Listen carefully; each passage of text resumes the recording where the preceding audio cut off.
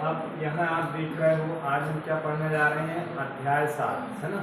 कल हमने अध्याय 7 ही पढ़ा है, निर्देशांक ज्यामिति ही पढ़ा है, जिसमें प्रश्नावली हमने 7 दशमलव क्या पढ़ा है, 1 पढ़ा है ना। और आज जो हम स्टार्ट करने जा रहे हैं वो प्रश्नावली 7.2 है। प्रश्नावली 7.2 का पहला सवाल हमने कर लिया है ना। ये जो दूसरा सवाल आता है आपका, ये जो सवाल है परीक्षा के दृष्टिकोण से यदि इस सवाल को देखा जाए तो ये सवाल क्या है, आपका इम्पॉर्टेंट सवाल कहलाता है, ठीक है ना। ये IMP क्वेश्चन है आपका, और इस सवाल को आप थोड़ा सा अच्छे से समझने का प्रयास करें। यदि एक बार इस सवाल को आपने समझ लिया तो इससे रिलेटेड आप इसी टाइप के अन्य सवाल को आप क्या कर सकते हैं, हल कर सकते हैं। तो आज का हमारा ये जो सवाल है वो है प्रश्नावली 7.2 का दूसरा नंबर का सवाल है। सवाल क्या कह रहा है देख लीजिए, बिंदुओं है ना 4 ऋण 1 और ऋण 2 ऋण 3 को जोड़ने वाले रेखाखंड को समत्रिभाजित करने वाले बिंदुओं के निर्देशांक ज्ञात करना है। हमारे पास दो बिंदु हैं, है ना। उन बिंदुओं के निर्देशांक क्या है, एक बिंदु के निर्देशांक क्या है 4 ऋण 1 और दूसरा बिंदु के निर्देशांक क्या है यहाँ पर ऋण 2 ऋण 3। जब इन दोनों को जोड़ा जाता है तो इससे मिलकर के क्या बनता है, एक रेखाखंड बनता है। और इनसे निर्मित जो रेखाखंड है इसको समत्रिभाजित करने वाले समत्रिभाजित का मतलब क्या होता है, 3 बराबर भागों में बांटने वाले जो बिंदु हैं उन बिंदुओं के हमको क्या ज्ञात करना है, निर्देशांक ज्ञात करना है। इस सवाल को यदि आप समझेंगे तो यहाँ पर मैं लिख देता हूँ इसको हल। अब हल में आप देख लीजिए, हमारे पास एक बिंदु यहाँ पर है, ठीक है ना। इस बिंदु का नाम क्या है, ए, जिसका निर्देशांक क्या है 4 और ये क्या है ऋण 1। एक दूसरा बिंदु यहाँ पर ये क्या है, बी, जिसका निर्देशांक क्या है यहाँ पर ऋण 2 और ऋण 3। इसका मतलब है ए बिंदु का भुज क्या कहला गया 4 और कोटि क्या कहला गई ऋण 1, है ना। बी बिंदु का भुज क्या कहला गया ऋण 2 और कोटि क्या कहला गई। इन दोनों बिंदुओं को मिलाने वाला ये क्या है, एक रेखाखंड है ना। इन दोनों बिंदुओं को मिलाने वाला ए बी अब क्या कहला गया, एक रेखाखंड, एक रेखा का भाग।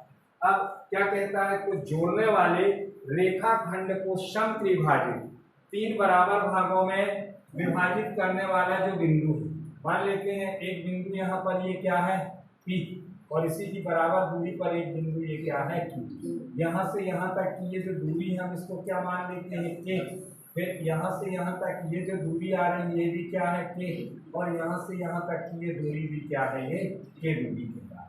मतलब 3 बराबर भागों में ये बट रहा है कि नहीं बट रहा है, बताइए। ये 3 बराबर भागों में बट रहा है, आया समझ में।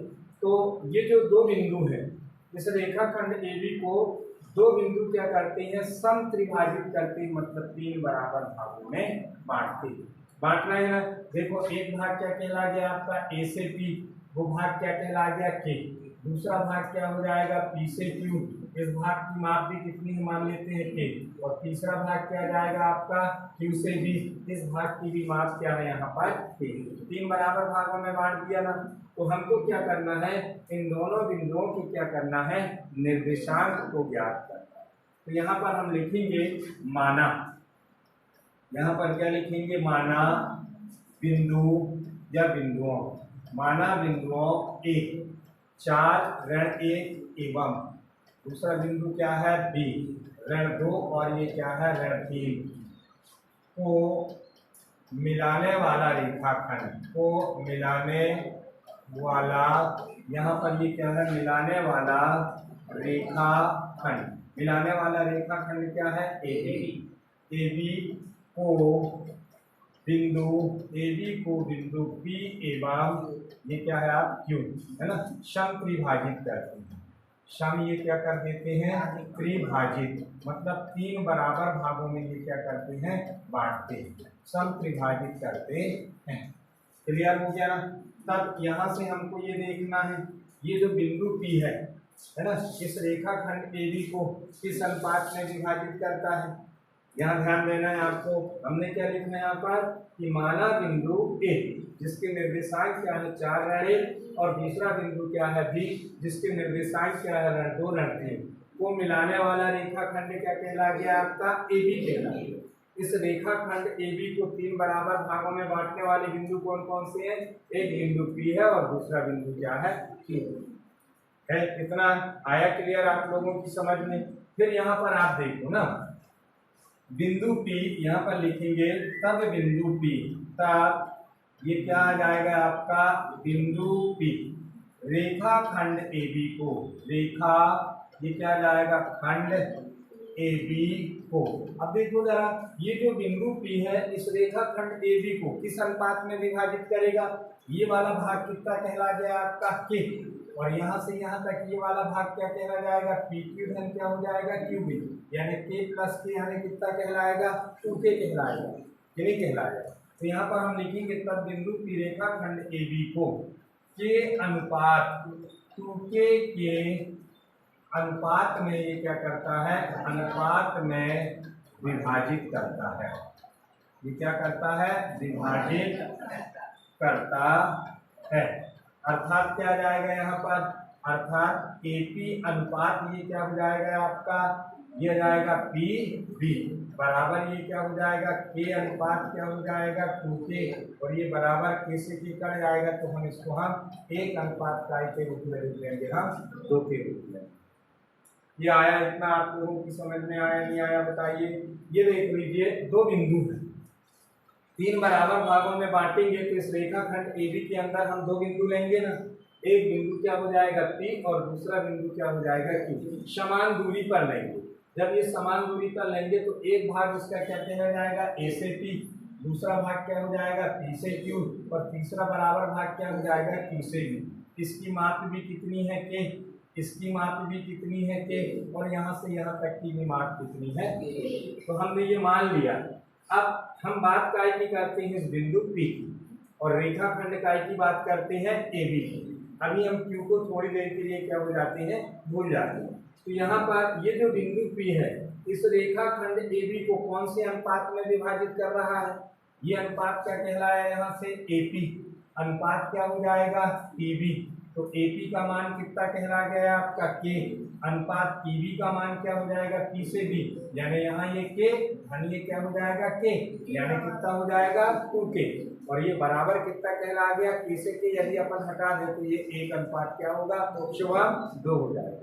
यानी ये जो बिंदु P है ये रेखाखंड AB को 1:2 के अनुपात में ये क्या करता है? विभाजित करता है। ठीक है ना? तो यहाँ से क्या जाएगा? तब बिंदु P के निर्देशांक क्या हो जाएंगे? इसलिए यहाँ पर हम लिखेंगे बिंदु P के निर्देशांक याद करना ना, तब बिंदु P के ये क्या हो जाएंगे? आपके निर्देशांक कौन से सूत्र से आ जाएगा? विभाजन सूत्र से। विभाजन सूत्र से ये देख लीजिए, x का मान भुज का मान कैसे ज्ञात करते हैं हम? m1 into x2 plus m2 into x1 बटे ये क्या हो जाएगा? m1 plus m2। ये तो x का मान हो गया, भुज का मान। अब कोटि का मान के लिए इसी में क्या करेंगे? m1 into y2 plus m2 into y1 upon ये क्या हो जाएगा? m1 प्लस ये क्या हो जाएगा? m2। इस सूत्र पर हम क्या कर देंगे? मान रख देंगे विभाजन सूत्र से। तब बराबर ये क्या आ जाएगा आपका? देख लीजिए यहाँ से m1 का मान कितना कहला गया? 1 कहलाया ना। ये क्या कहला जाएगा आपका? 1 गुणित x2 का मान कितना कहला जाएगा? अब यहाँ से देख लीजिए आप, x2 का मान कितना कहला जाएगा? ये आ जाएगा आपका ऋण का 2, फिर धन m2 का मान कितना कहलाया? 2, और x1 का मान कितना कहला जाएगा? ये आ जाएगा आपका कितना आ जाएगा? ये 4, और बटे ये क्या हो जाएगा? 1 प्लस ये क्या हो जाएगा? 2। एक मिनट ना, ये क्या हो जाएगा आपका? 1 प्लस ये क्या हो जाएगा? 2 हो जाएगा। फिर इसके बाद देखें यहाँ पर m1 का मान क्या है? 1 गुणित, अब y2 का मान क्या आ जाएगा? यहाँ से ऋण का ये क्या हो जाएगा? 3 धन m2 का मान क्या कहला जाएगा आपका?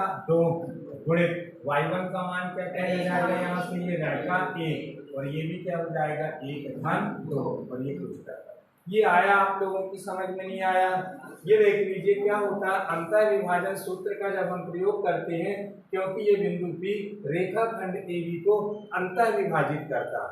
अंदर विभाजित कर रहा है, अंदर से विभाजित कर रहा है और रेखा का डीबी को किस अनुपात में विभाजित कर रहा है, ये k अनुपात 2k अर्थात 1:2 के अनुपात में विभाजित कर रहा है। एक भाग ये बना और 2 बराबर भाग ये बने तो 1:2 कहला गया अर्थात m1 का मान कितना कहलाया 1 और m2 का मान कितना कहला जाएगा यहाँ पर 2।